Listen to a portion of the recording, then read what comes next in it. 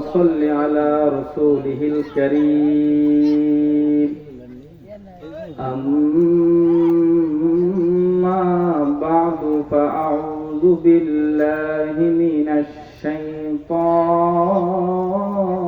الرجيم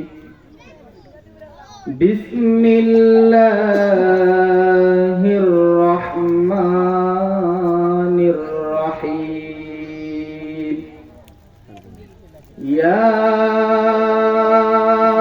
أيها الذين آمنوا اتقوا الله حق تقاته ولا تموتن إلا وأنتم مسلمون صدق الله العظيم.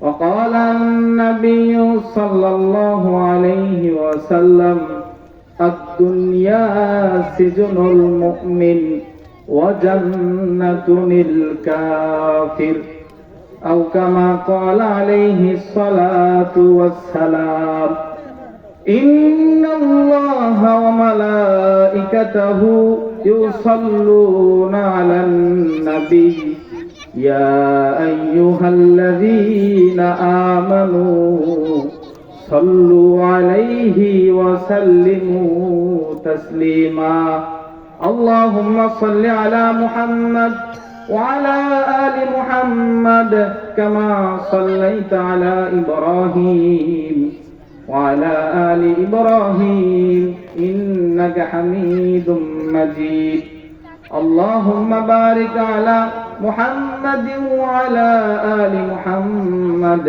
كما باركت على إبراهيم وعلى آل إبراهيم إنك حميد مجيد হে খোদা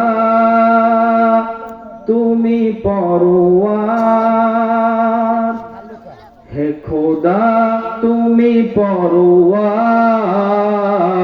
স্রষ্টা তুমি এ নিখিল ধরায় স্রষ্টা তুমি এ নিখিল ধরায় কি অপূর্ব তোমার সৃষ্টি ফিরাতে পারি না কো দৃষ্টি কি অপূর্ব তোমার সৃষ্টি ফিরাতে পারি না কো দৃষ্টি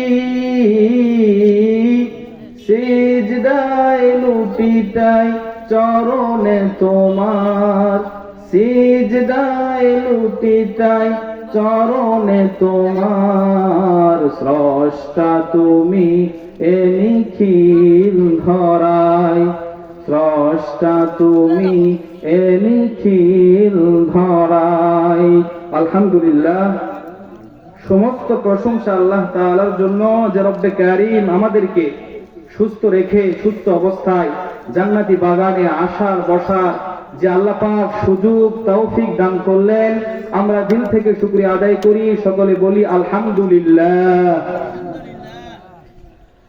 আমরা যেভাবে শুকরিয়া আদায় করলাম মনে হয় আল্লাহর প্রতি আমরা নারাজ। আমরা কি আল্লাহর প্রতি নারাজ নাকি? নারাজ। আল্লাহ শুকরিয়া সারা জীবন যদি কেউ গায় তারপর আল্লাহ তাআলার শুকরিয়া আদায় করে শেষ করতে পারবে নাকি? পারবে না। আল্লাহ রাব্বুল আলামিন নিজেই কোরআনুল কারীমের মধ্যে বলেন লা ইন শাকারতুম লাযীদান্নাকুম ওয়া লা ইন কাফারতুম ইন্না আযাবী লাশাদীদ। আমার আল্লাহ বলেন কোন বান্দা যখন আমার নিয়ামত পায় আমার নিয়ামতের শুকরিয়া আদায় করে আল্লাহ বড় খুশি হয়ে যায়। আল্লাহ বলে বান্দা আমার নিয়ামতের শুকরিয়া আদায় করেছে আমি বান্দার নিয়ামতকে বাড়ায় দিলাম সুবহানাল্লাহ। আর যে বান্দা আল্লাহ পাকের শুকরিয়া আল্লাহ পাকের নিয়ামত ভক্ষণ করেন কিন্তু আল্লাহ পাকের শুকরিয়া আদায় করে না আল্লাহ পাক ওই বান্দার নিয়ামতকে চিনে নাই বলেন নাউযুবিল্লাহ। আল্লাহ পাকের শুকরিয়া আদায় করার দরকার আছে না নাই? আর একটু জোরে বলেন, দরকার আছে না নাই? আল্লাহর শুকরিয়া কেমন কেমন করে আদায় করবেন? আপনারা সকলে নাম শুনেছেন হযরতে মূসা আলাইহিস সালাতু ওয়াস সালাম।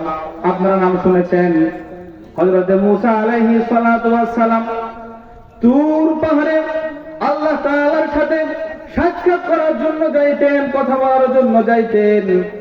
মূসা নবী যখন রাস্তা দিয়ে যখন যাইতেছেন, ইতিমধ্যে একজন ব্যক্তি, ধনী ব্যক্তি মূসাকে ডাকতে বলে, পয়গম্বর মূসা তুমি কোথায় যাও?